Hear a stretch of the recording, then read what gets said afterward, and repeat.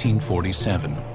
Major Philip J. Corso is on patrol at the Army base at Fort Riley, Kansas, when he encounters something that will challenge everything he knows about heaven and earth.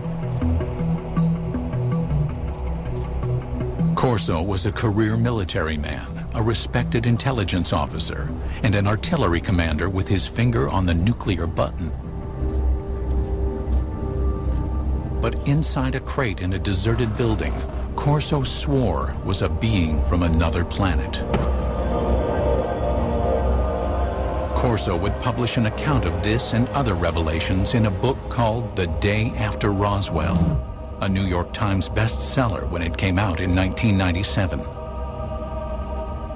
In one of his book signings, 5 colonels came to him and verified that my father was right on with everything that was written in the book. Corso died in 1998. But the material he presented in his book is still controversial. Now, for the first time, the full story of his military career and his startling UFO allegations are being told on television. 1942, the year after the Pearl Harbor attack. Philip Corso, a small-town boy from Pennsylvania, is drafted into the Army. During World War II, he trains as an intelligence officer, and afterward, at the age of only 29, Corso becomes a spy hunter in Rome. His mission, to seek out and terminate Soviet agents. When the United States Army occupied Rome, what they wanted to was make sure that the post-war government would be a friendly government, not a communist government. A position with a lot of authority behind it. The man was regarded as an up-and-comer. By April of 1947, Corso returns to the United States for additional training at the U.S. Army's Intelligence School at Fort Riley. 3 months later, in July 1947, comes that fateful night when he claims he has the encounter that shakes him to his core. 32-year-old Corso is the post-duty officer, an assignment that puts him in charge of security at the base. That evening, Fort Riley is buzzing with rumors. 5 trucks containing debris from a mysterious aircraft accident in Roswell, New Mexico, have arrived at the base in Kansas. Corso, with his training as an intelligence officer, is intrigued by the shipment. At about 11 p.m., Corso says he enters the building where the Roswell shipment is stored. A guard on duty tells Corso that he has already looked into one of the crates making up the shipment and cannot comprehend what he's just seen. Corso then says he has a look for himself. And he sees these, they look like coffins. They're little, they're like kid coffins. Can't figure out what that is. So he goes and he picks up the tarp.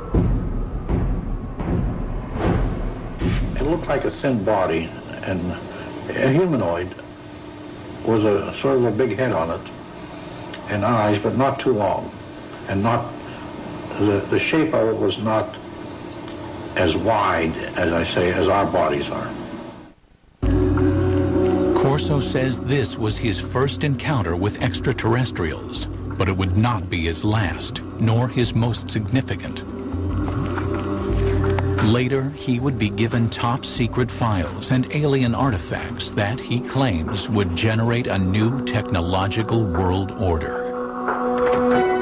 But in 1947, that day was still a decade away.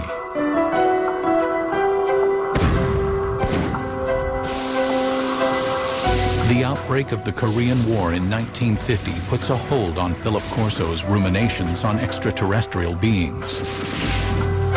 Corso joins General Douglas MacArthur's staff as an artillery targeting specialist for UN forces.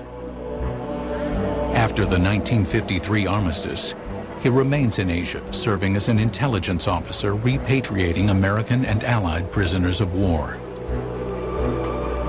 I mean, I came to know Phil Corso because he had been a special projects officer in the Far East Command for Prisoners of War under MacArthur, and then later held the same role and capacity for the National Security Council as a staffer in the Eisenhower White House. According to his military records, in July of 1953, Corso is promoted to the rank of lieutenant colonel. He says he is a trusted advisor to President Dwight D. Eisenhower, informing him of what Corso asserts is rampant KGB infiltration within the CIA. And Corso was screaming about this in the National Security Council to Eisenhower. Corso states that Eisenhower rewards him with his own combat command. In 1957, military records confirm Corso is placed in charge of an artillery battalion at Red Canyon Missile Range.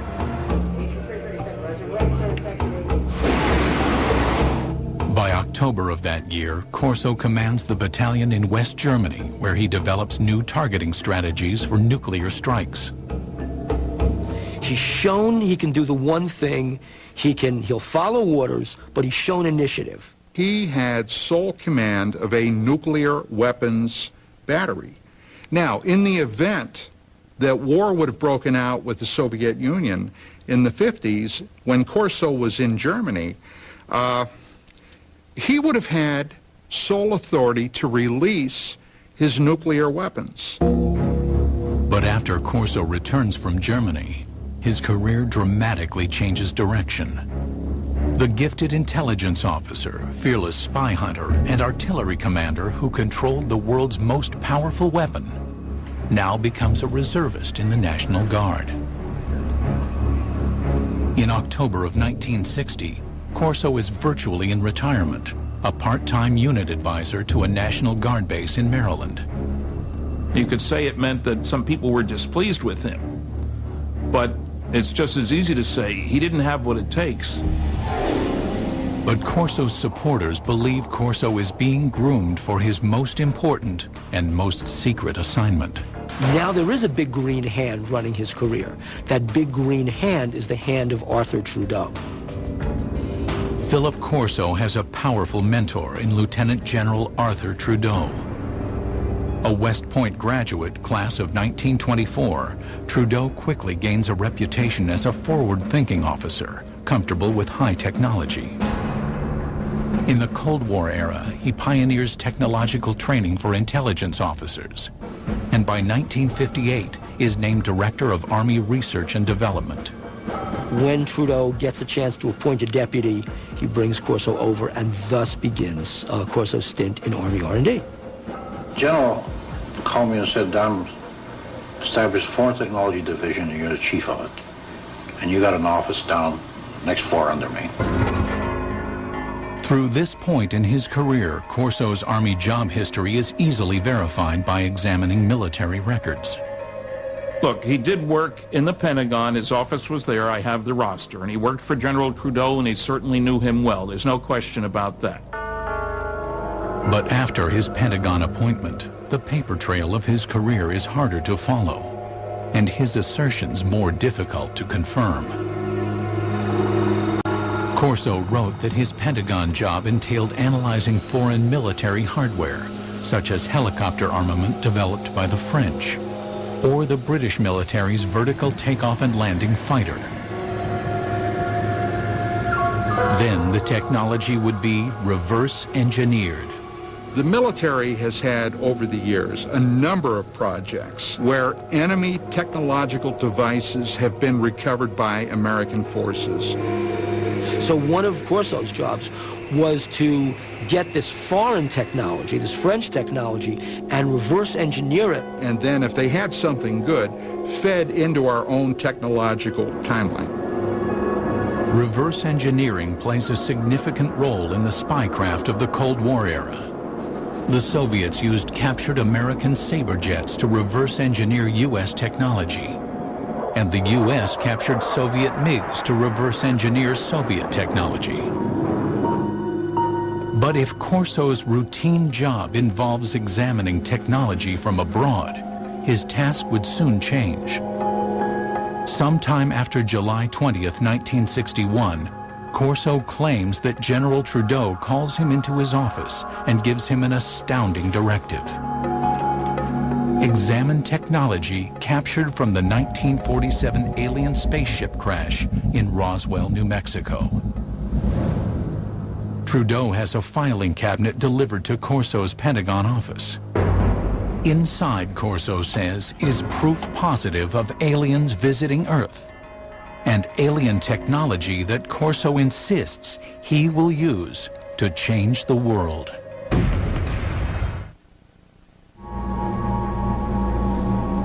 In 1947, Philip Corso claimed to have seen alien bodies from the infamous UFO crash near Roswell, New Mexico. Corso's description is consistent with those who claim to be eyewitnesses to the crash. The aliens, according to these witnesses, were 4 small human-like beings with 4-fingered hands, thin legs and feet, an oversized head, and large almond-shaped eyes. These descriptions purportedly appear in these classified documents prepared by government investigators. To this day, the documents have not been authenticated.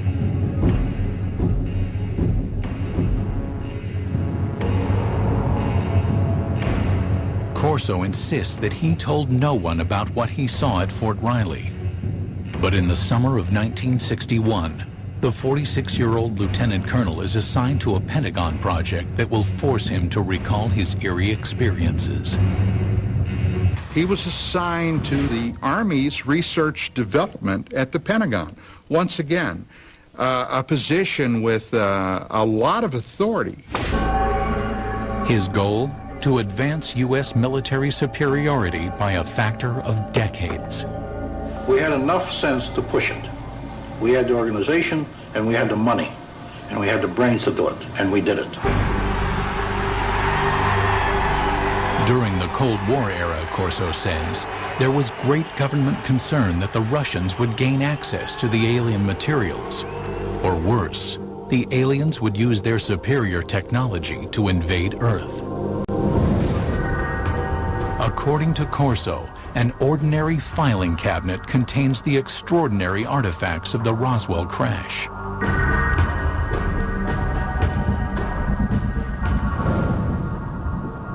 A piece of super strong metallic cloth. Corso contends it may have protected the alien pilots in their spacecraft. A tube that appears to shoot a searing red light. Corso thinks it might be a surgical instrument or a weapon. An alien-made headband that, according to his military reports, might have been used to transmit thoughts or control the alien craft. An imprinted set of miniaturized circuits, perhaps a prefabricated microcircuit.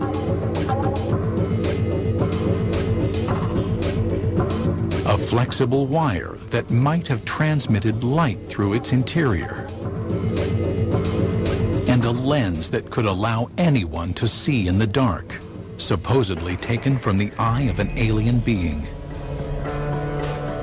To better understand the puzzling contents of the filing cabinet, Corso claims to immerse himself in classified government documents reporting on alien technology supposedly found at Roswell. According to the reports that Corso claims to have read, some of the world's foremost scientists, men like Wernher von Braun and J. Robert Oppenheimer, have access to the Roswell crash site. Corso says that Lieutenant General Trudeau greenlights him to assemble his own A-list team. You will put on that team anybody that you want. Engineers, scientists, and even I told the Germans. Told them I'll take a couple of Germans too, in addition to the U.S. scientists. Corso claims that based upon his close readings of the Roswell reports, he developed his own theories about how the alien craft may have functioned. What Corso said was that the spacecraft had a way to jump. It didn't fly from wherever it came from to here. It jumped. And he said that's all they knew, that there was a wave around the spacecraft that allowed it somehow not to be a spacecraft, but a time machine. And the reason is that to travel the kinds of vast distances it had to travel, it had to leave what we understand in physics as a space-time continuum, drop out of that, and suddenly reappear in a new spot. In Corso's personal notes are sketches detailing his concepts. Corso speculates that the alien craft is navigated by a mind control interface fitting the alien cranium. It seemed as though by revolving the headband around the alien brain drawings, you would match up the pickups on the headband with various parts of the alien brain. His background research complete, Corso maintains he is ready to move on to the next phase, distribution. He will hand off the alien technology he says comes from Roswell to appropriate defense contractors for development. Try to imagine what would happen if a spaceship crashed on Earth and there was a fabulous piece of technology and somebody like Corso pulled it out and gave it to research labs and said, here guys, figure out how this works. The result, Corso maintains, will lead to a complete reconfiguring of the world's most advanced technologies.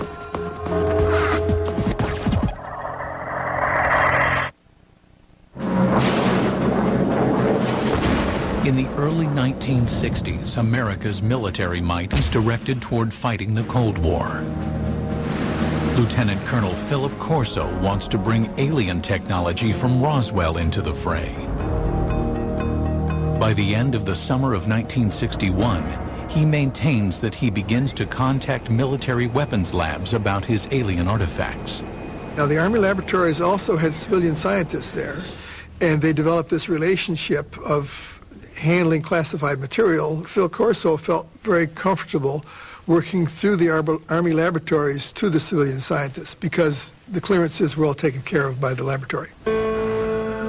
America is dotted with top-secret high-tech labs where civilian scientists work on sensitive military projects. Los Alamos, home of the Manhattan Project, is perhaps the most famous.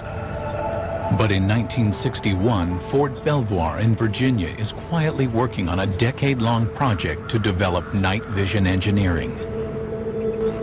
Corso claims he makes this lab the first he approaches with alien technology. In order to get these things reverse engineered properly, you couldn't just take this to a Radio Shack. I mean, it had to go to a place where somebody would understand the technology.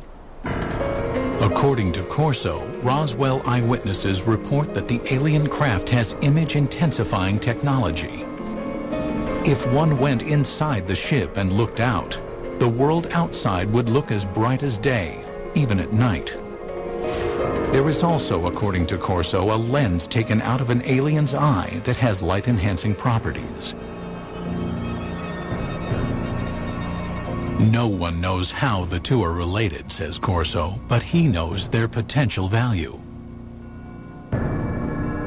Corso maintains that by the late summer of 1961, he helps researchers at Fort Belvoir by showing them the alien light-enhancing lens and possibly other light-enhancing technology from the Roswell craft. This was a kind of technology that, although we think we have a very clear line of development going back to the Second World War, we take a look at how this technology has literally geometrically exploded over the years. Now, can this be attributed to this technology that was picked up at Roswell, according to Corso? Well, according to him, it can be. Corso says he wasn't able to further develop the alien mind control interface. His theory was that it would only function with an alien brain. But this momentary setback, he claims, didn't forestall development of another Roswell artifact, an imprinted circuit of mysterious design. We also had a little charred ship. Small thing, maybe 3/8 of an inch square, 2 threads coming out, and a little wind in the center with thin wires. These came from Roswell. We didn't know exactly the function of the integrated circuits, but we suspected that these were circuits, electrical circuits. Corso asserts that he brings the object to Bell Labs, which had developed the transistor 14 years earlier. He says scientists there were able to analyze and later recreate the alien microchip. What would happen if something like that were to occur? Well, what would happen is, in a very short time, the world would be transformed radically. There's no doubt that after the development of the integrated circuit in the early 1960s, the world is transformed. Electronic devices from the cell phone to the laptop computer become reality. Corso claims the Roswell microchip was supposedly damaged from the crash, but that in his possession is another alien object, this one apparently fully functioning. He knows from reports that when people were shining this thing around, it caused burning on the surfaces that it was aimed at. Corso says he reads classified military reports speculating that the artifact from Roswell, apparently capable of burning holes in walls, is some kind of cutting tool, perhaps used for surgery. At Hughes Aircraft from the late 1950s into the early 1960s, researchers have been working on what would become the first laser tracking and targeting devices for military aircraft. But engineers have run into a snag in their efforts to create a practical device. That is, Corso asserts, until he shows them the alien cutting tool. It did accelerate after 1960-61 because people figured out new ways to make lasers. And as the science advanced, the engineering advanced. Corso's filing cabinet reportedly contains another treasure from the Roswell trove. It was glass tubes. And they emitted different color lights. And those were sent to Bell Laboratories. From that was one of the greatest advancements I think we have today, came out in fiber optics. Many UFO researchers theorized that the spacecraft had no wiring because it was fitted instead with fiber optic cable. Transmitting information with light happens to be an old technology. It dates back to one of the pioneers of the telephone, Alexander Graham Bell, who experimented with a device he called the photophone in 1880. Most people have never heard of it, but back in his day, serious scientists thought that the photophone was a more impressive invention than the telephone. The photophone was a way that you could transmit a voice signal over a beam of light.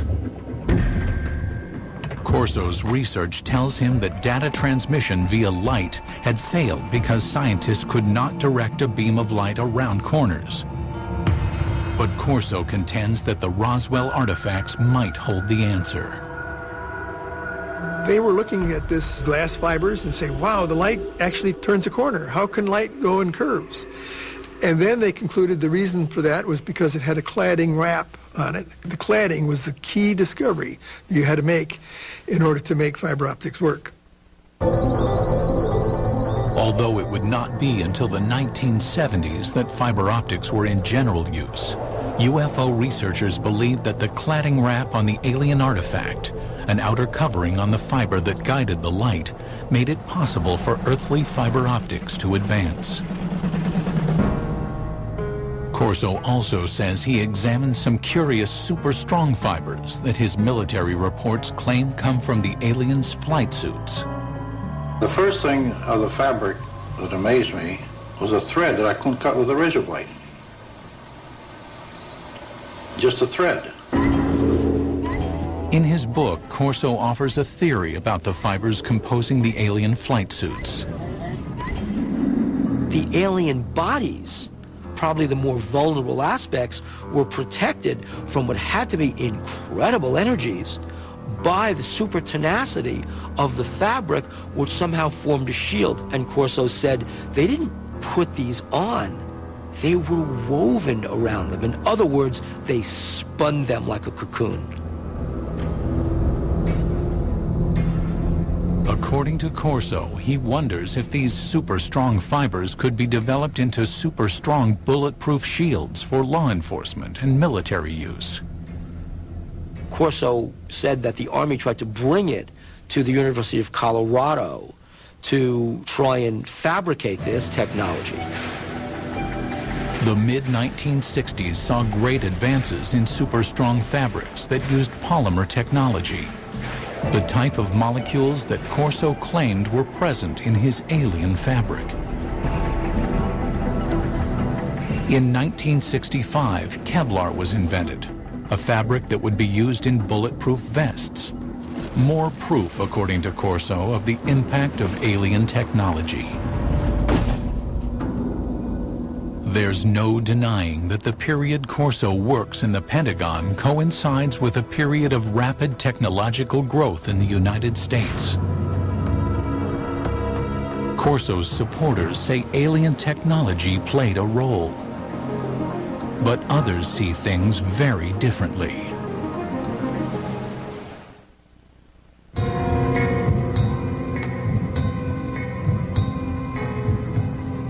In his best-selling book, The Day After Roswell, Lieutenant Colonel Philip Corso claimed to introduce alien technology from the 1947 Roswell crash to the American military's technological agenda. But others say that the scientific leaps of the 1960s were not made by one hero, and not with the help of aliens. It's nice to think in terms of one heroic person leading us into the new world of far-out technology learned from saucers. That sounds great. But having worked on a whole host of big research and development programs, that isn't the way it works. Look, on the aircraft nuclear propulsion program, we employed 3,500 people. 1,100 of them were engineers and scientists. We were spending $100 million a year. That's the kind of effort it takes to develop new technology. And that was in 1958 dollars at that. Corso claims that the laser jumped from theory to practice after scientists examined the device found in the Roswell crash debris. But to science historians, that's science fiction.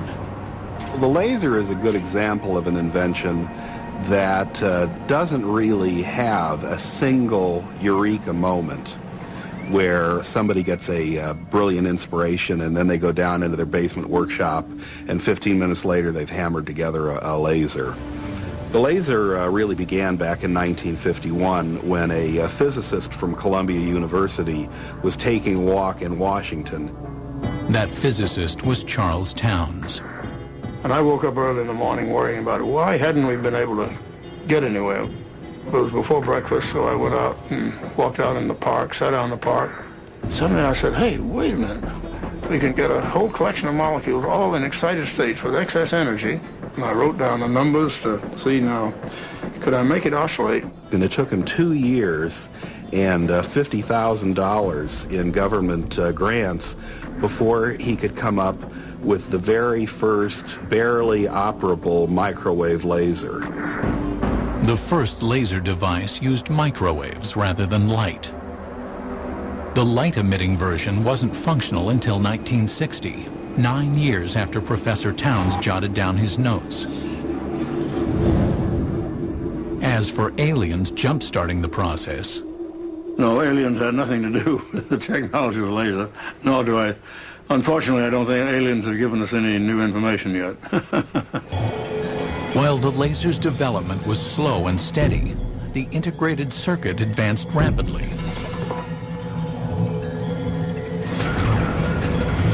But the greatest progress was made by scientists well after Corso retired.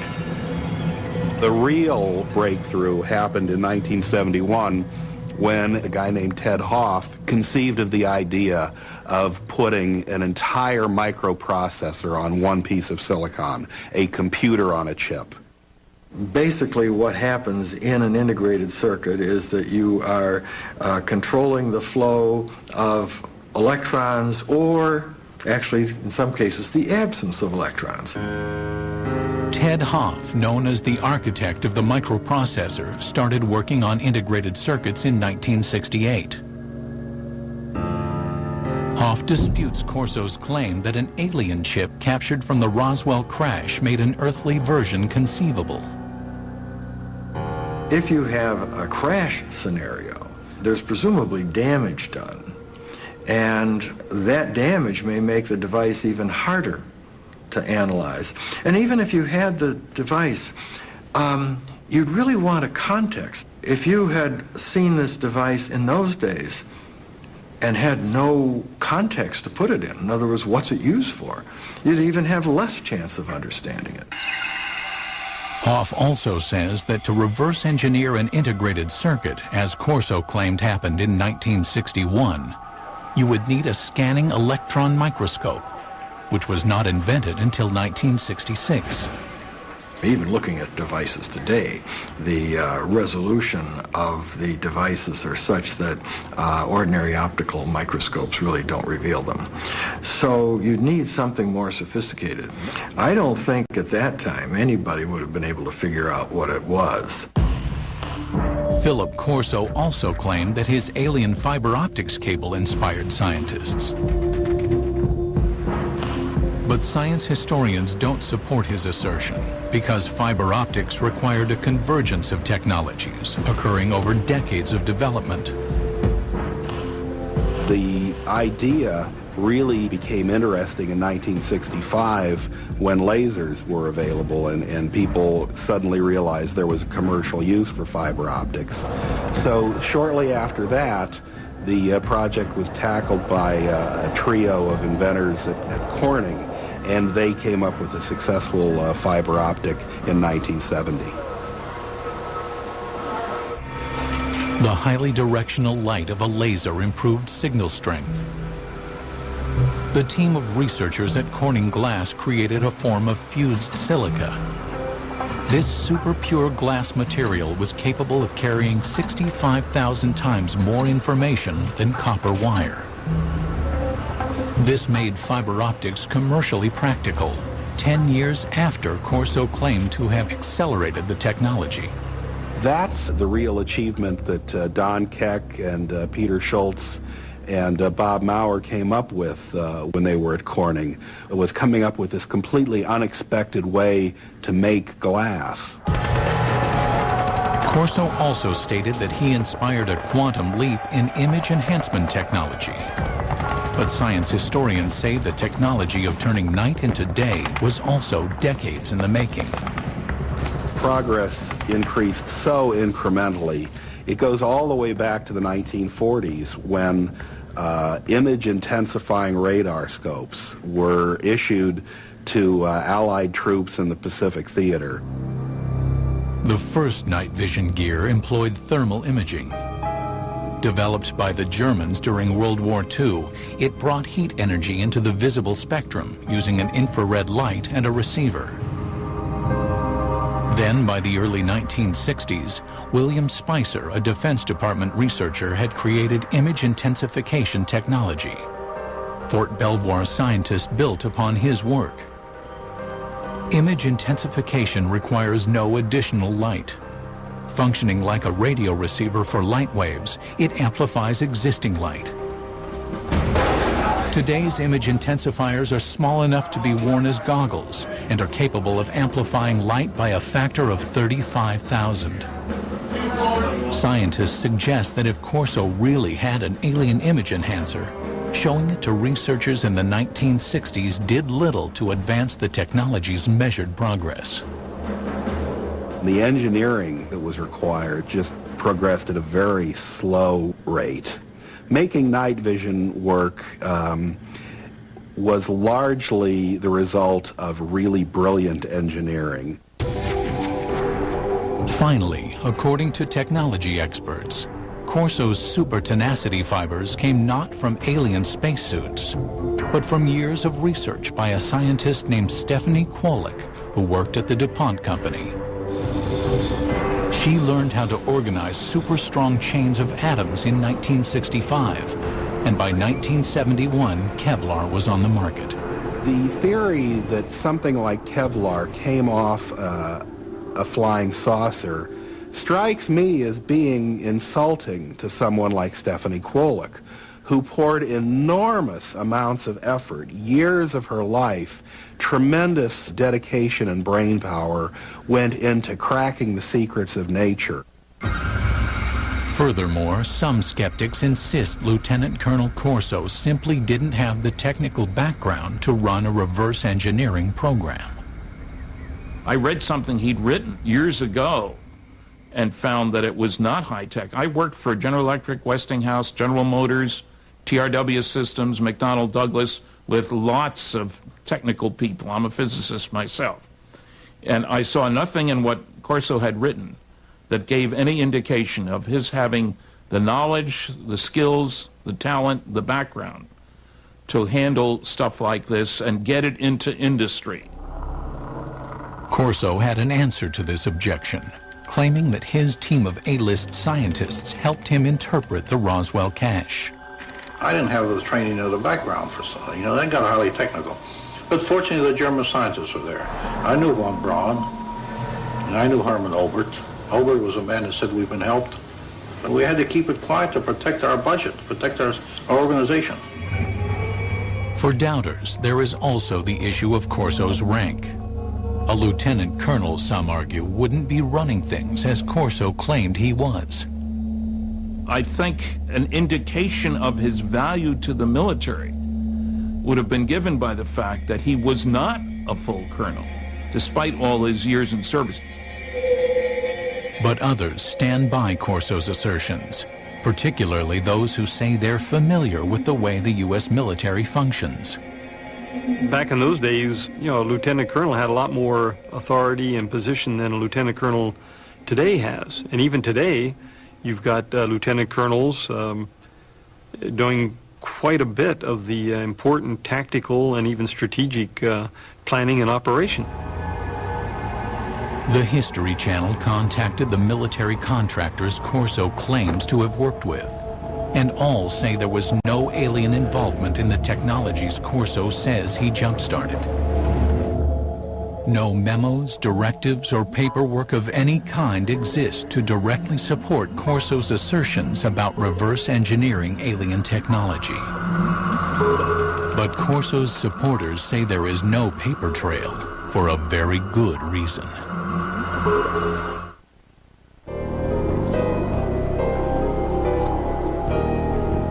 Among those who believe there was an alien crash near Roswell, there is consensus on one concept. The U.S. government systematically suppressed the truth. The government of the United States and other governments around the world have gone out of their way to keep that wrapped up inside a riddle that's smothered by an enigma. Philip Corso says he also had to keep his reverse engineering program under wraps. We couldn't discuss it. We made a decision. It cannot be discussed outside of us. We're doing good. We have the authority, we have the money for our R&D projects. Well, that's fine. Let's keep it that way. Let's not get mixed up in the murky area of whether they exist or not. As for Corso's contributions to the advancement of science, skeptics say that the technology he claimed to have pushed forward was ready to emerge anyway. As proof, they offer up the mind control headband, one alien technology that Corso did not claim to develop.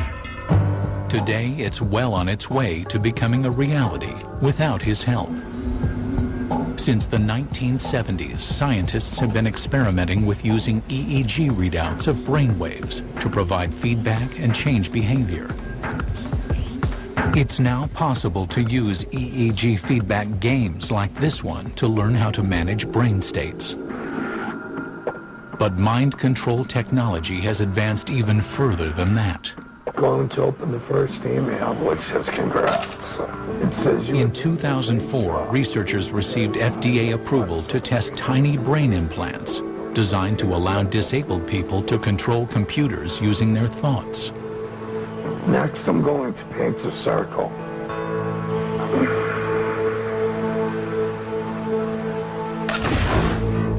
UFO researchers say the government's supposed cover-up may forever obscure the facts of Roswell, and therefore also obscure the truth about whether alien technology played a supporting role in the development of fiber optics, super strong fabrics, lasers, integrated circuits, or battle-ready image enhancement.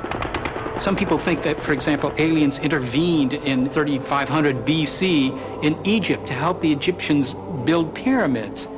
You know, well, doggone it, the Egyptians of 3500 BC were fully capable of putting big blocks on top of other big blocks, right? If the Egyptians had suddenly developed cell phones or something like that, then I would say, okay, there's intervention there. But that's not what they did. But while Lieutenant Colonel Philip Corso might be questioned, his ideas deemed controversial, and his predictions dismissed as the stuff of science fiction, his impact on UFO legend and lore can never be minimized.